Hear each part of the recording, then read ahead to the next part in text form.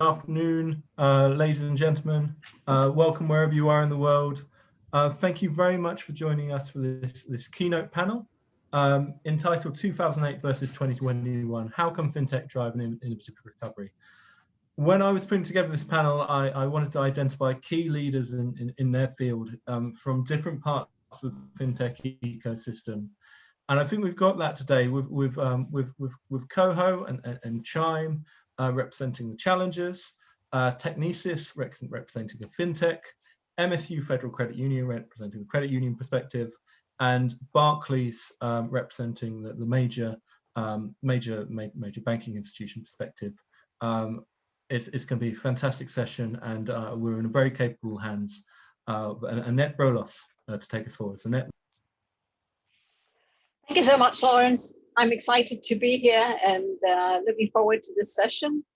I'm happy to be moderating this panel. I'm an independent FinTech analyst with a long background in both FinTech and finance.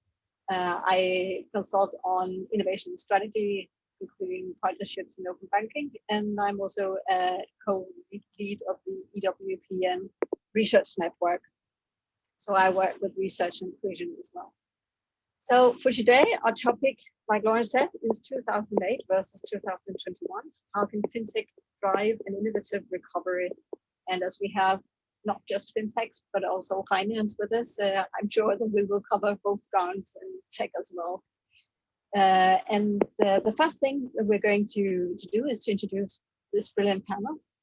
I'll ask them all to introduce themselves and talk a little bit about their background and what they bring to the table for this discussion. And then we'll go on with a number of themes. As the audience, you're most welcome to ask questions along the way. We'll try to fit some of them in as they fit the agenda that we set. And otherwise, we'll come round to some of the questions by the end of the talk here. So without further ado, let's get that session started. And could I ask you, Ashok, perhaps to start the introduction of yourself? Sure, Anette. Great to be here. My name is Ashok Vaswani. I'm the CEO for everything to do with consumer banking payments at the Barclays Group. I've been with Barclays for about 10 years now and divide my time between the US and the UK. Great, thank you. Michael? Hi, good morning. This is Mike Haney. I'm the business line leader for the Cyberbank core banking solution here in North America at Technisys. I spent most of my career at large multinational financial institutions, including Citi in New York and Tokyo, Barclays out in London, and UBS out in Zurich. And the remainder of my career, I've been in software and services, but always focused on the banking and wealth management industries. So glad to be here today. Thank you. Ben, would you like to go next?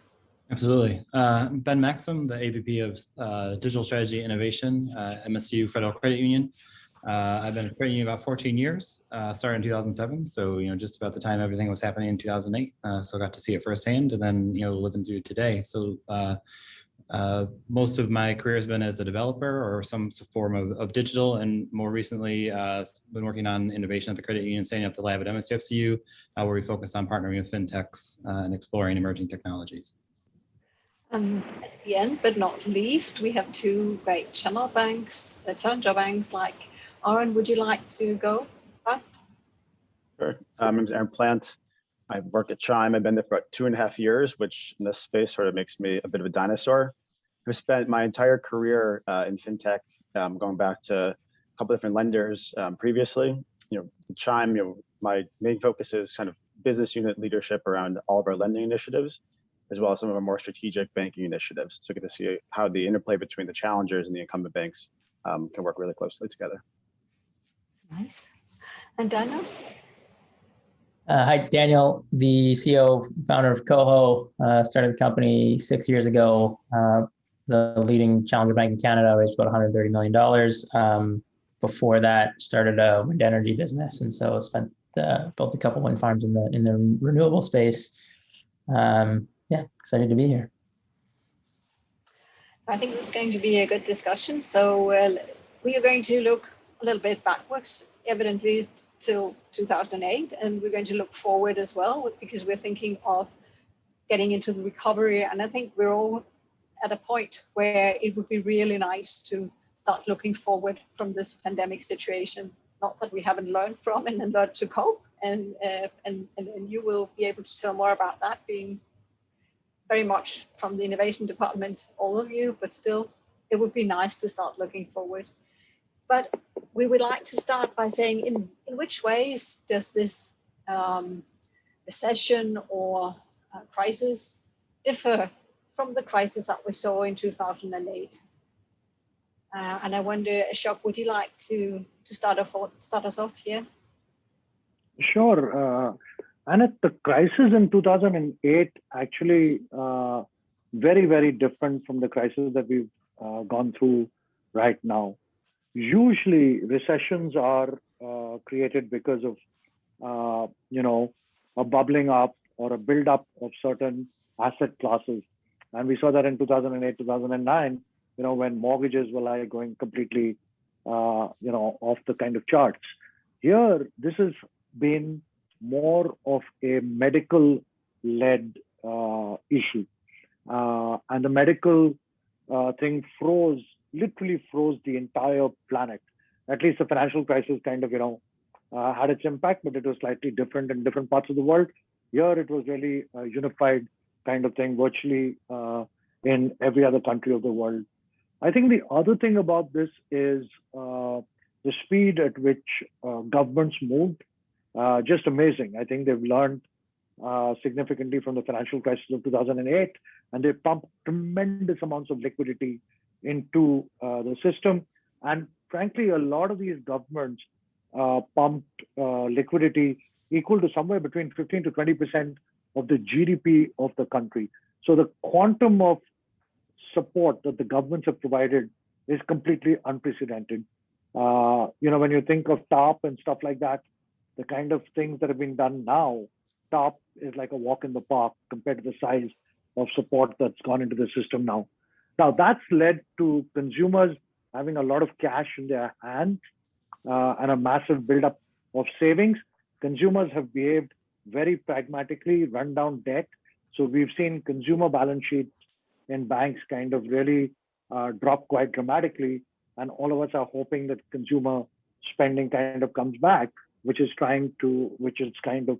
early signs are it is happening, which has finally led to this, that normally under recession scenarios, you see banks take massive losses.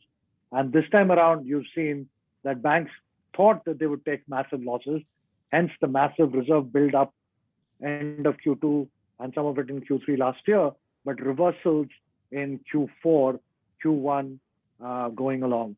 So we've had a substantial correction in GDP. In the financial crisis, 2008, 2009, 3-4%. This was down like 10, 12%. And again, a very sharp recovery back up.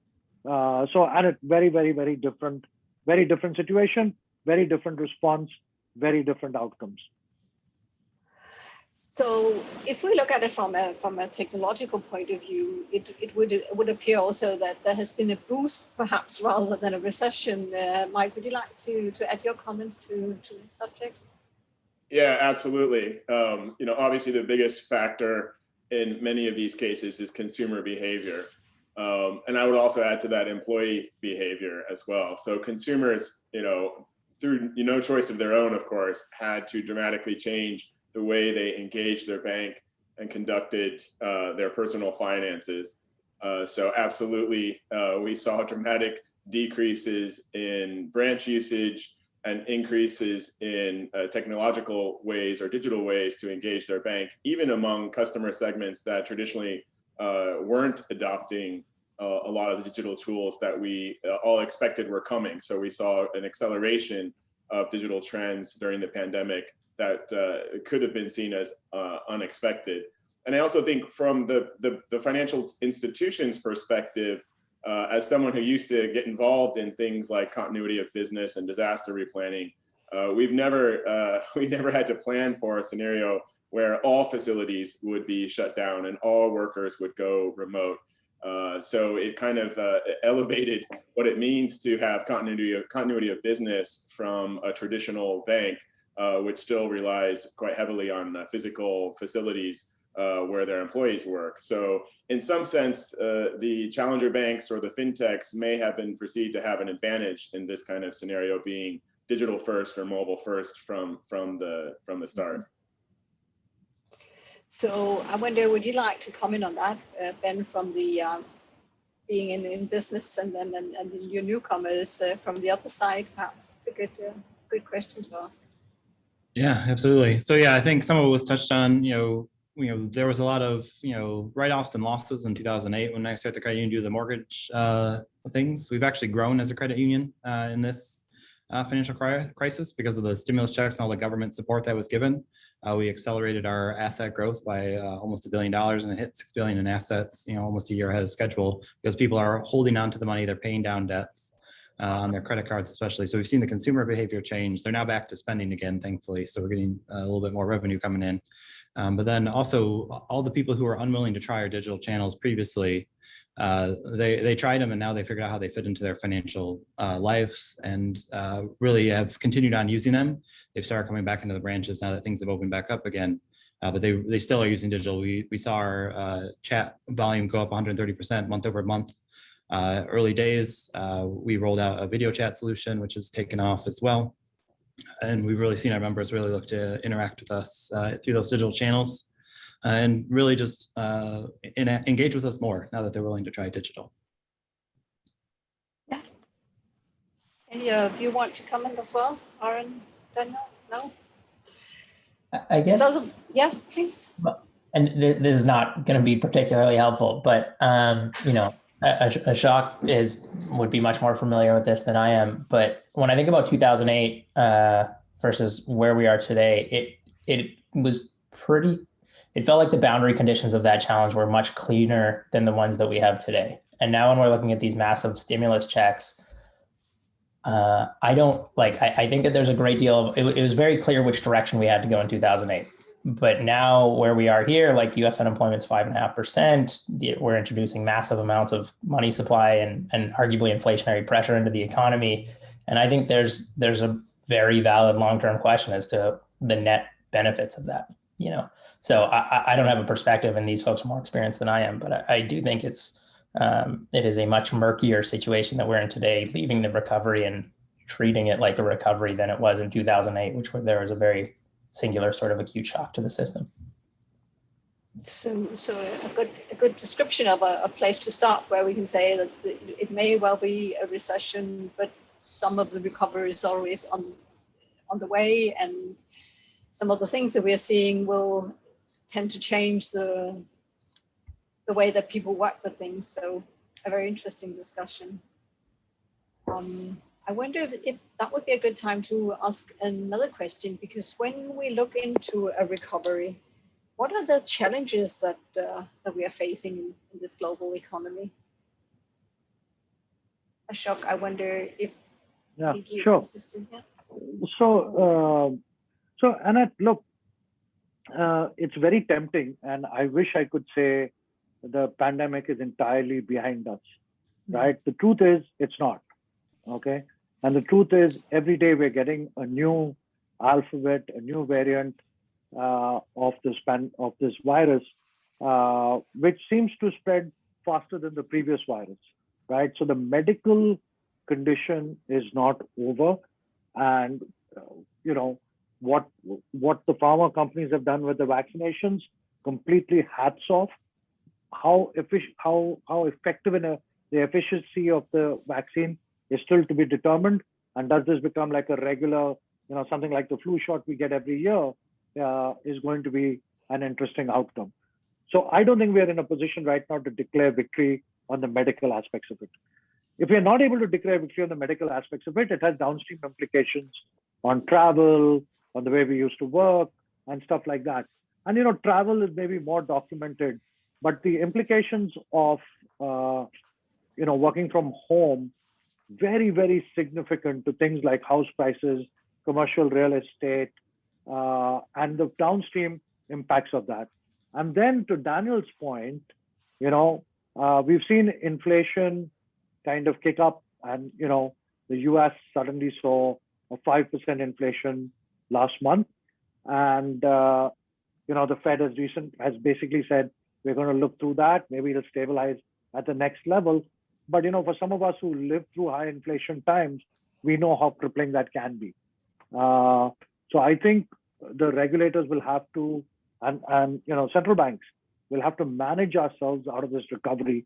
And I think it's pretty sure that it's going to be uneven in different parts of the world. So I would suggest it's too early to call victory at this point in time. So that's probably the main challenge that we could see. I see nodding around here. Anybody wants to add? Michael, perhaps? Yeah, sure. I agree that even here in the United States, in a single country, that the recovery is going to be a little bit spotty and uneven. We still haven't seen unemployment rates go down, and there's different reasons why that could be. But one of them still might be concerns about the lingering pandemic. So we are seeing industries that Ashok mentioned, travel and hospitality, entertainment, restaurant industry, and so on, which haven't been able to attract laborers back into the workforce and could have longer term ramifications. I also think the supply chain issues that got upset during the pandemic are leading to certain product shortages like white goods and automobiles and the like, which is only going to further exacerbate inflation. But personally, I feel the inflation concerns, at least in the United States, are not long-term. We can afford to absorb some inflation, but we have to make sure we manage it appropriately so it doesn't go out of control. I'd just like to add something. I think when we think about the recovery, what you're seeing across different consumer segments, even within the US, is quite different. You have folks who are on the front lines, 10 months ago, I think are understandably reluctant to get back to work right away, potentially. People who've been able to work remotely, it's, like the folks on this panel, people at our banks and our technology companies, we've been able to do just fine, hitting record numbers and adding accounts and seeing adoption. But I think there's a lot of folks, in sort of like the real world who, go to work every day and they don't have the ability to work remotely. Those people, a lot of them are still struggling. There's still a virus, as Ashok pointed out, that's changing rapidly every single day. That's a lot to keep in their mind if they have to come home to their families and their children every day. So I think where companies like ours can help is by providing these solutions to make things more virtual, to make things more easily accessible for people across the spectrum, not just customers who have high LTVs and big earning potentials, but folks who are kind of the everyday working class Americans and people across the world who need access to these financial products, need to be able to get paid and pay their bills and pay their rent and pay their mortgages. I think that's where companies like ours can really make a difference in people's lives, making that easy for them and helping them to live their lives more freely versus having to try to fit their needs into the systems that kind of exist already with bank branches and things like that, where people are, I think, understandably, in my opinion, reluctant to re-engage right now. Very good point. Also, it's a good summary of saying that the challenge is mainly that we don't know if we've actually reached a turnaround now, and also that we don't really know how employment is going to change and when, and sectors are unevenly challenged, and also people are unevenly challenged. And that naturally brings on sort of the next question, which is which you already started on, Aaron, which would be, what can we do from financial services? How can we help achieve a recovery once we're ready for it, or prepared in a good way? I don't know if you'd like to continue a little bit, Aaron. Sure. I think the ways to make people's lives easier are maybe not so complicated. It's give people products that they want, that they need, that help them enable their lives. So the things we do at Chime to try to make that happen is we give people access to the paycheck early. And with the stimulus funds that came out, for better or worse, I think to Daniel's point, we think it was mostly better. Giving people access to that cash as quickly as they can. For days matter. People pay your rent. Like if you're worried about your cash flow, days in the week really matters to somebody. That could be the difference between being late in the payment or not. We think that being able to provide people the liquidity they need as quickly as possible as prudently as possible so they don't get into, get overextended is something that, based on the strengths of the unexpected strength of the balance sheet, I think, many banks have seen is something that any company should be looking to do right now. I think this is the time to be, very, customer focused and customer friendly because of how things have played out for a lot of financial services institutions and technology companies.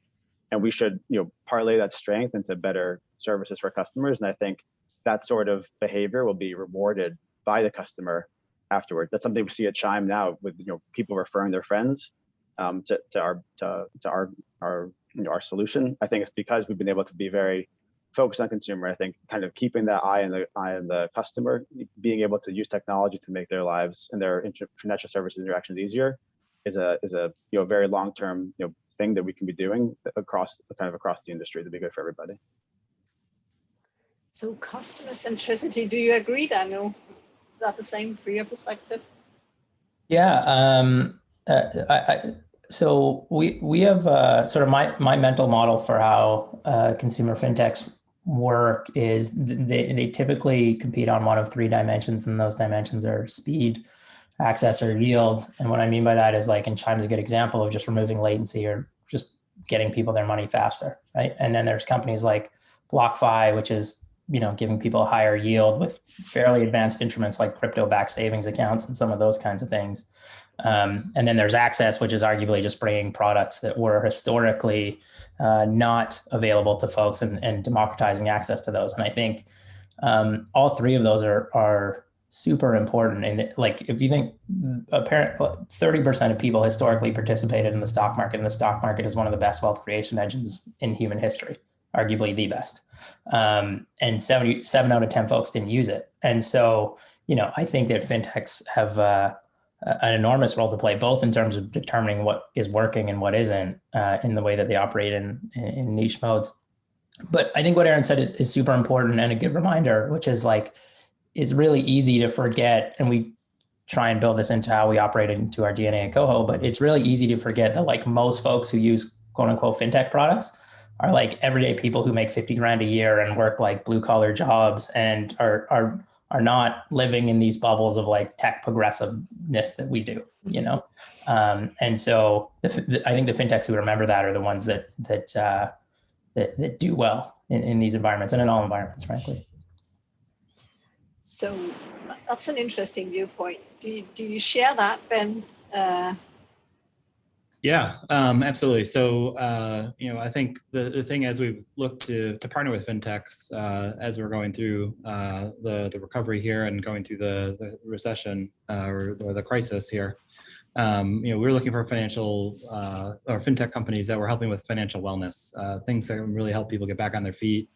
Also things that focus on addressing financial literacy, financial education. Looking at ways to get better insights into how your cash flow is, we get better understanding. We've learned that a lot of people don't understand, a lot of the financial products that we talk about every day inside the institution. So we try to do a better job of teaching and explaining. And we do a lot of work in the schools in the area, in the areas that we serve to help get that journey started earlier. And really, looking at, this is an industry recovery. Credit unions are very collaborative. We're trying to bring that to fintech partnerships as well, and keep that collaborative kind of spirit together to co-create and create a better kind of overall industry and experience for our members and people in our communities. Great answer. Great potential. So, Ashok, I'm sure you have viewpoints on this as well. Yeah, sure. Look, let's take one giant step back. And if you think of 2020, 2021, there are clearly two things that, that year will be remembered for. Obviously, one, the pandemic, and number two, digital inflection, right? There's no, what got done in the 6 months or 9 months since Q3 normally would have taken 4 or 5 years. And it's actually incredible, Anette, when you think about it, that despite everyone suddenly having to start to work from home, no bank had a difficulty. Everybody was able to virtually switch to working from home. We were 84,000 people. On a good day, there'd be about 2,500 to 3,000 people working from home. Suddenly we went to 84,000 people working from home. And in 2 weeks, everybody was working from home. It's incredible. And that's not, I mean, that's pretty much true of the very, very large majority of financial institutions around the world, right? So digital, which was going on, is here to stay. And even the naysayers of digital are now either using digital or believe that that's the kind of way to go. So the development and the intersection of technology and finance was already there. It's hastened up a lot, right? I take a lot of solace out of the fact that, look, Barclays is 328 years old. The United States is like a teenager compared to how long Barclays has been around. And DNA, you know, our DNA is about change. We change all the while. We've kept changing, we'll continue to change, right? And right now the change is all about the adoption of technology, and we'll do that. And we'll do that by building stuff ourselves. We'll do that by, you know, teaming up with great companies like Technisys. We'll do that partnering with fintechs. And we will make the change and get out ahead. What has not changed is focus on the customer, right? The focus on the customer and getting it right by the customer and meeting the customer's need in an ever increasingly sophisticated way is the only thing that's not changed. So that's some great elements to bring on that you can actually take to help people when we start to feel better here. And I think you also talked upon something that's interesting, that technology is part of this, and some of the changes have already been underway for a while, and that fits nicely with one question that has come from the audience, saying that many smaller banks have been through a large technological change, like obviously the bigger banks during this period, and what kind of technology areas would be more critical for banks to focus on to sustain this new phase that we are arriving at in this competitive landscape that we have. And I wonder, Michael, if that would not be one for you to start off. Yeah, sure. So we're talking here about change in the industry, and obviously the challenger banks and the fintechs are accelerating that. Really what I see financial services is accelerating to a world of education, advice, and guidance. So how do we focus on things like financial health? How do we provide actionable insights? And I think this is really what's going to also allow the banks to figure out how to target those segments which have traditionally been underserved, and have allowed some of the challenger banks to fill in some of those niches that the traditional banks were ignoring, perhaps because they were too product siloed and not enough customer centric. So we're looking at technologies that obviously lower the cost per account, the cost to serve a customer, increase the customer experience, and provide memorable journeys that make them more loyal to their financial institution. So obviously efficiency, productivity, those metrics will always be there. But to really achieve that financial health, actionable insights type of thing is going to be all about data. So we always hear when we come to events and conferences like this that data is the new oil. That's only going to continue to become more true. So technologies that enable you to access the rich set of data that banks have and turn it into information and insights that can be used to empower the customer is only going to increase over the next few years. And that's really very interesting, because I think you've all said that the customer centricity comes absolutely first, and that is still the case. And speed and efficiency is important, and technology and data is what we've been talking about a lot. And yet we hear also that agendas like financial literacy, financial control, financial well-being coming onto the agenda, which is quite interesting. So if we go a little broader again, I could perhaps ask, now that we're at one point when we come out of this recession, what part of the changes that have happened and that you have talked about here would you think would stay in place, and which of them would be forgotten? Like working from home, working digitally. How has the market changed for good? I wonder who would like to start? Daniel or Aaron, perhaps?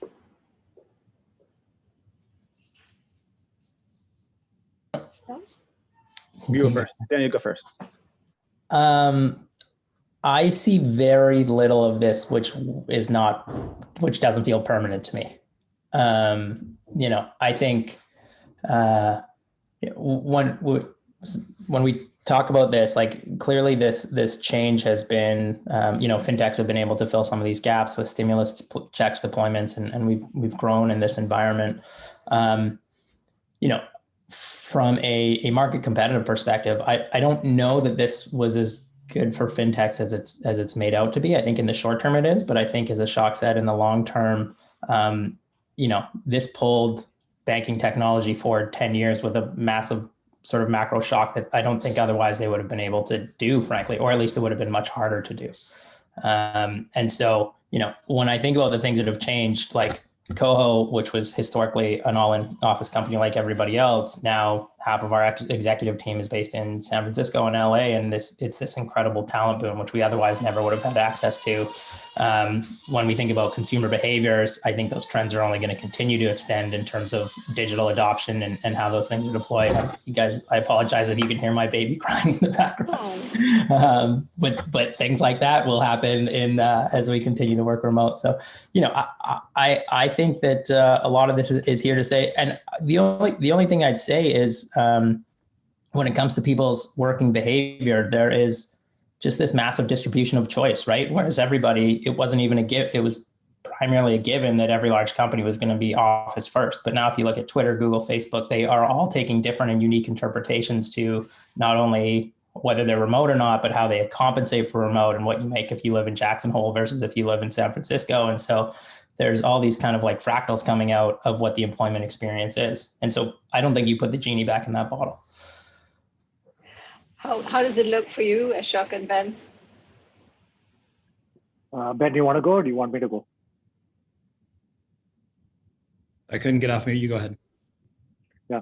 So, Anette, look, during the severe parts of lockdown, the pendulum swung completely in the other direction. I agree with Daniel. It's not swinging back.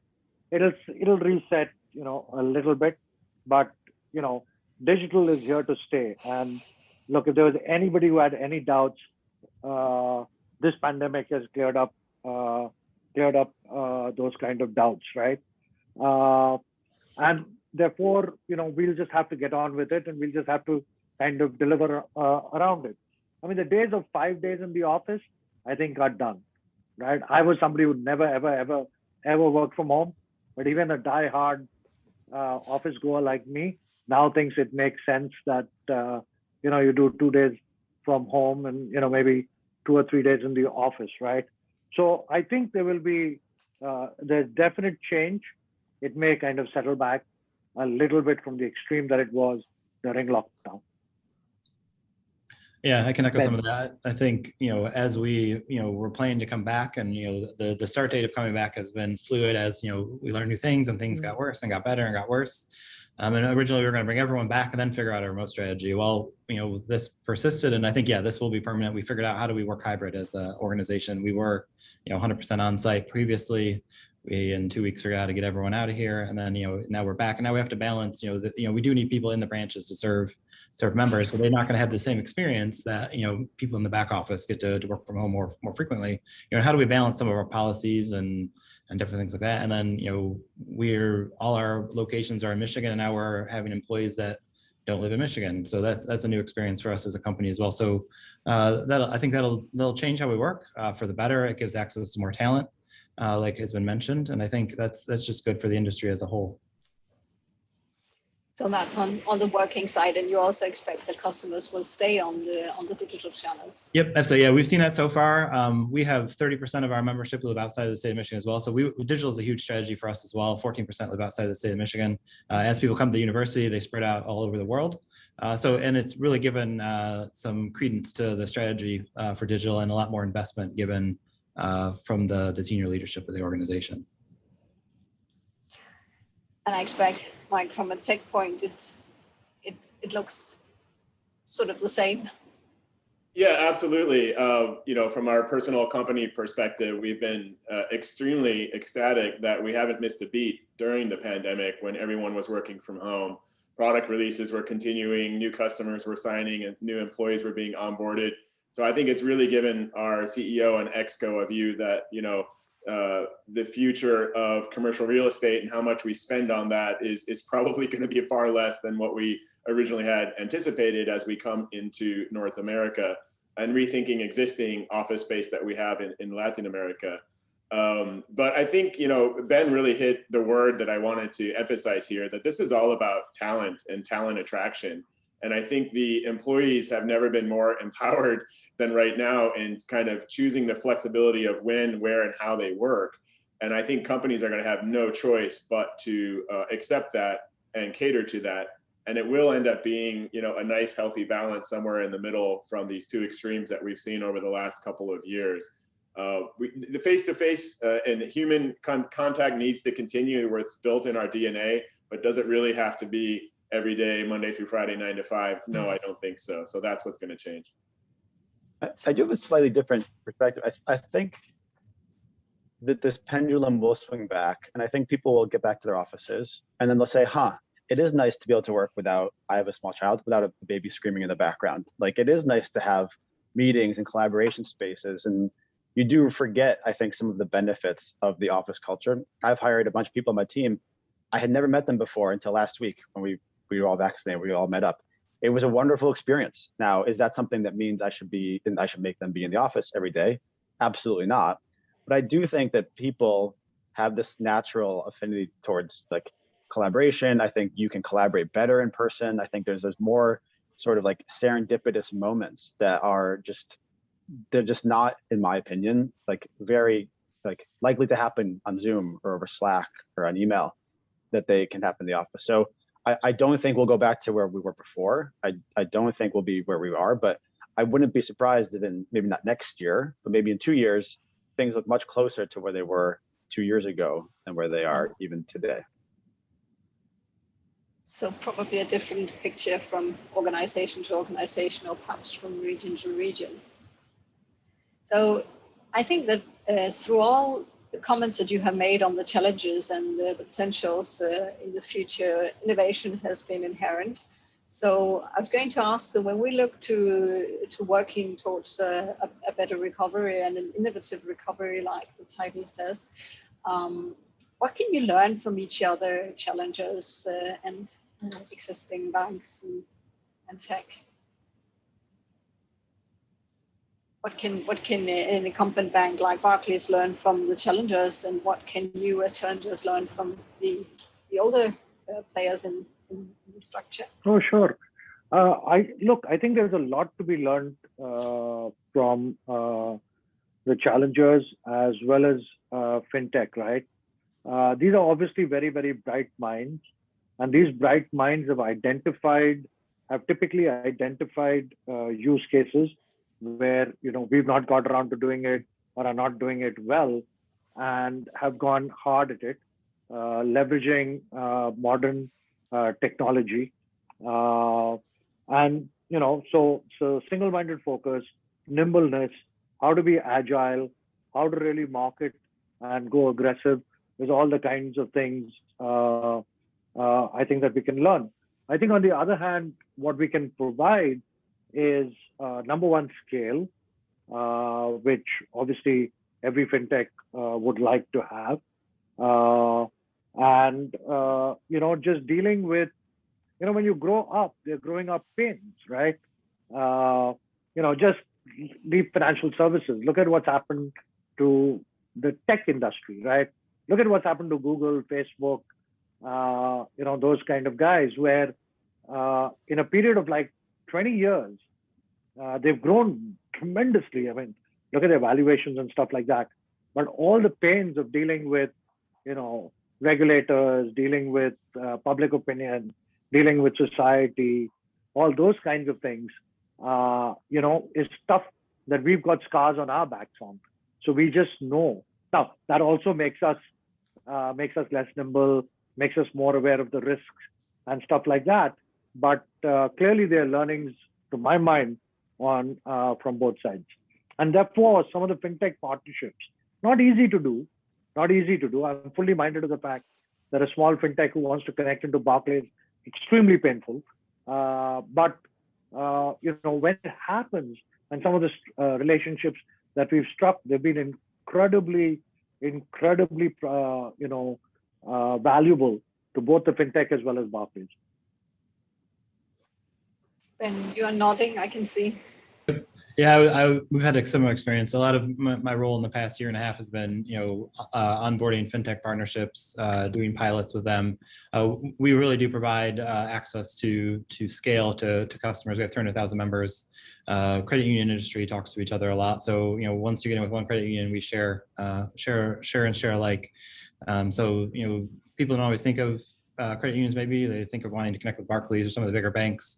But there's a lot of opportunity for these FinTech partnerships to start, especially in the early pre-seed stage, to get some easy access to a lot of people, to get good feedback, to actually put it in the hands of consumers. And we've made decisions not to connect into our core systems. We use things like Plaid to get access to the data, to make it so we can move quickly and we can test the idea and get it in front of our members as quick as possible, versus we have to do this 10-month project to fully integrate and make sure all the risks boxes are checked and security is valid. We'll use a white label app, we'll put our branding in there, give it a try, and see what our members say about it. From a challenger bank perspective, do you agree with that scale and some of the learnings that Ashok and Ben have shared are important? I think so. I think though that where we look at the bigger players as helpful proxies is like they've been able to stand the test of time.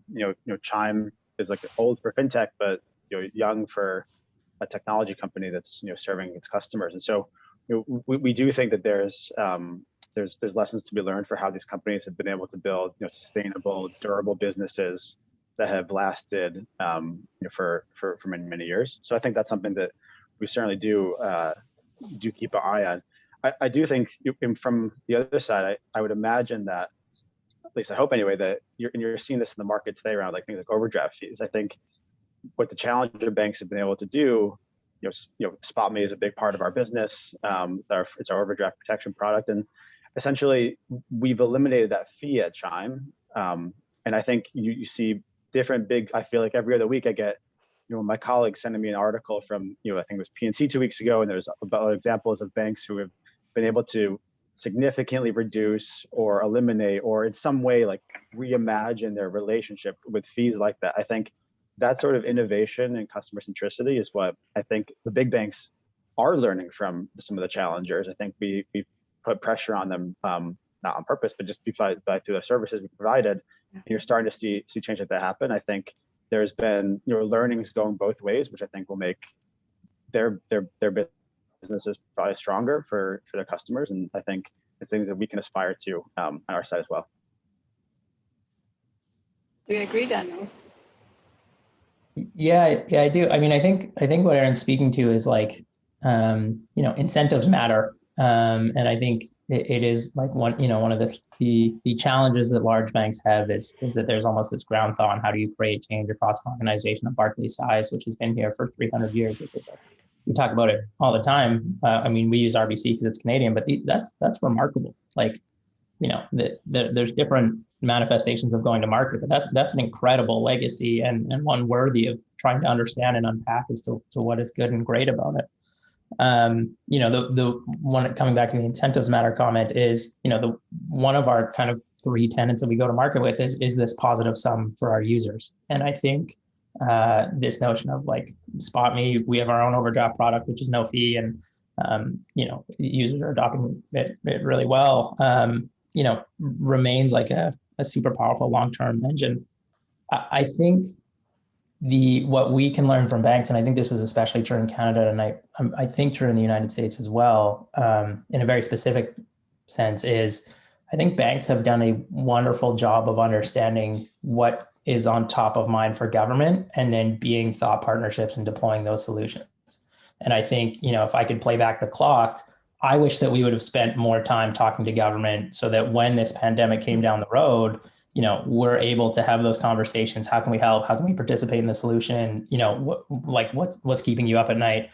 Those are all conversations that we failed to have. And I think, the banks did have those conversations, and therefore we're both well positioned and and we had our own version of solutions and got to market first and had some, good wins there. But I think to Ashok's point, like these are mature, well-run, grown-up organizations. And I think, we're seeing a change in public perception about the utility of tech companies. And I think the standard's getting higher as it should. Thank you very much. And I think there are good learnings in every way, both from the innovative side and from the partnership side, and also learning on how to participate in society when a crisis hit like it has done over the last year.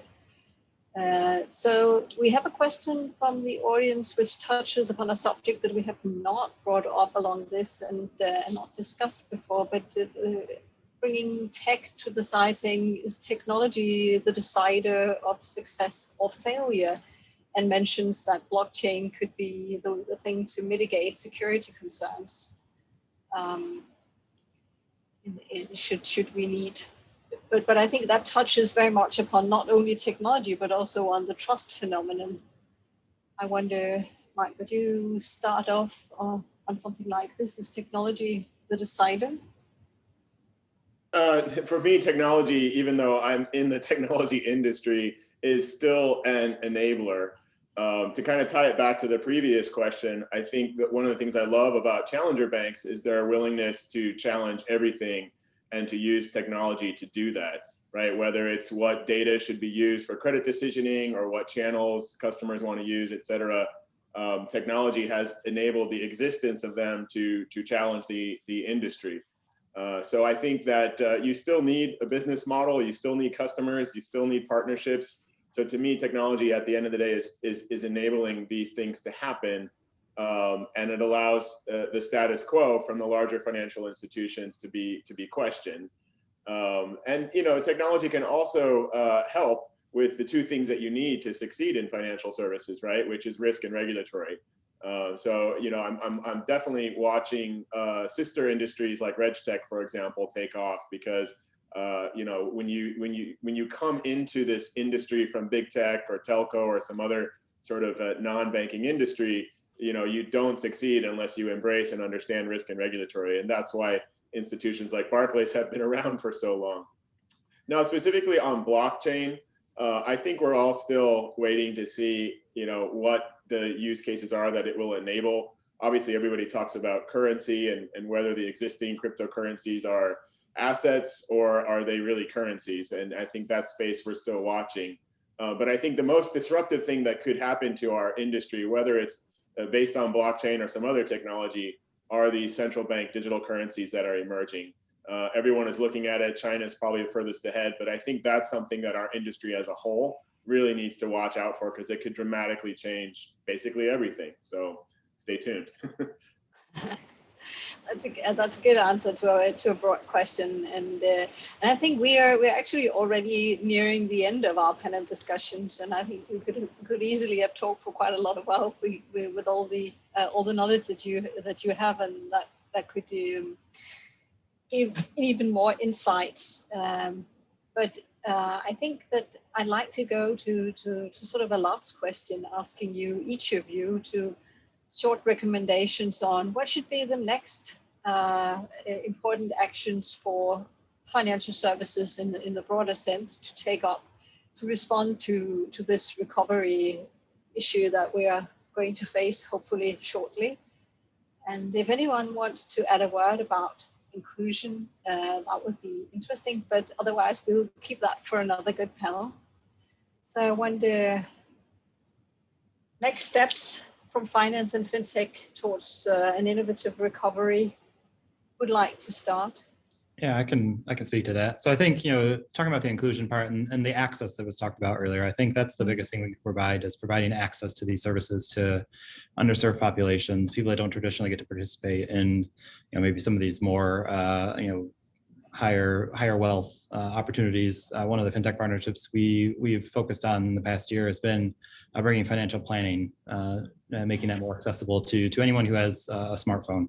You don't have to go into, meet with a financial advisor, have $1 million in assets to be able to get the kind of help we're able to provide through this digital, and then we provide our wealth knowledge as well to kind of do a digital human partnership, and really being able to use technology as an enabler to better facilitate that human connection with our brands, with our experience, with our finances. So, Aaron, would you like to go next? So short answers from you. Sure. I think this go back to what I said a few times.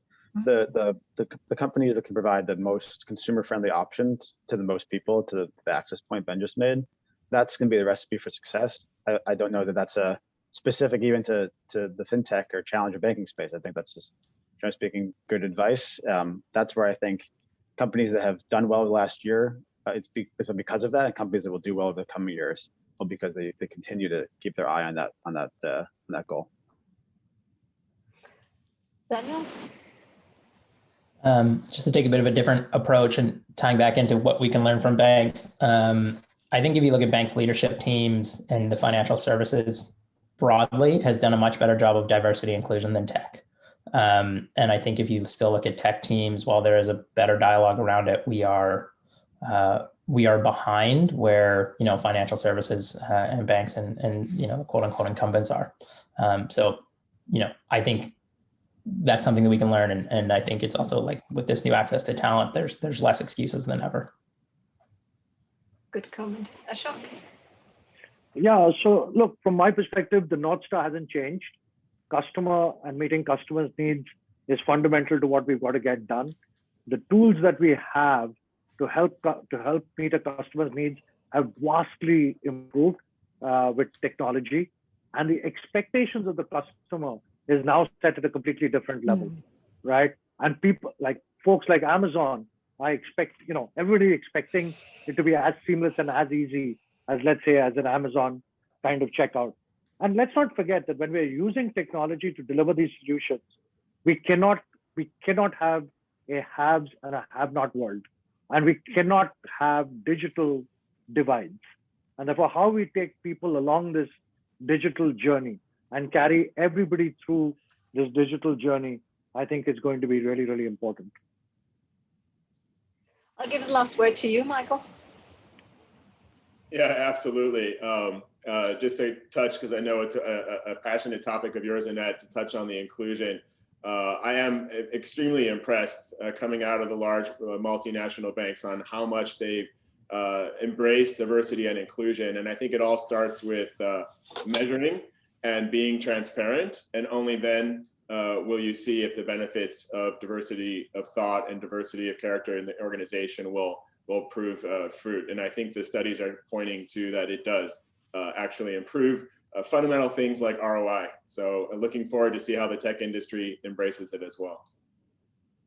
So thank you very much for bringing all your knowledge and insights to this panel. Hopefully our audience enjoyed this as well. So thank you and enjoy the rest of the conference.